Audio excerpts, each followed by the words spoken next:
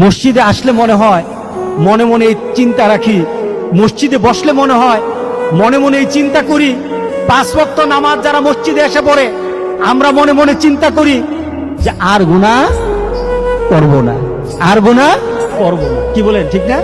আর গুনাহ করব না। কিন্তু মসজিদ থেকে বের হওয়ার পর ঠিক আবার একটা গুনার মধ্যে আমরা মিশে যাই। আমার ভিতরে আপনার ভিতরে এই চিন্তা হয়তো চলে আসতে পারে যে এত গুনাহ করেছি, মাবুদ কি মাফ করবেন, রব কি মাফ করবেন? দেখুন হাদিসটা কত সুন্দর হাদিস। আল্লাহ সুবহানাহু ওয়া তাআলা আবার ডাক দিয়ে বলেন, সেই বান্দা যখন গুনাহ করতে থাকে এরপরে সে আবার আল্লাহর দরবারে রাব্বি আযনাবতু, আয় আমার রব আমি গুনাহ করে ফেলেছি। সে হয়তো চিন্তা করেছে হাসরের ময়দানে আল্লাহর দরবারে দাঁড়াবো, আল্লাহ আমাদের বিচার করবেন, ফয়সালা করবেন। আমি হয়তো আমার মাকে ডাক দিব, মা বলবে আমি তোর সাথী না। বাবাকে ডাকবো, বাবা বলবেন আমি তোর সাথী না। নেতা বলবে আমি তোর সাথী না। বন্ধু বলবে আমি তোর সাথী না।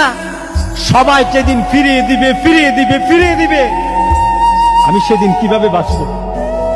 আমার একটা পথ আছে, আমার একটা পথ রাসূল সাল্লাল্লাহু আলাইহি ওয়াসাল্লাম জানিয়ে গেছেন। এই পথটা যদি কেউ অনুসরণ করে মওত পর্যন্ত চলে যায়, পাহাড় সমান গুনাহ থাকতে পারে, আল্লাহ বলেন সব গুনাহকে আমি মাফ করে দেব।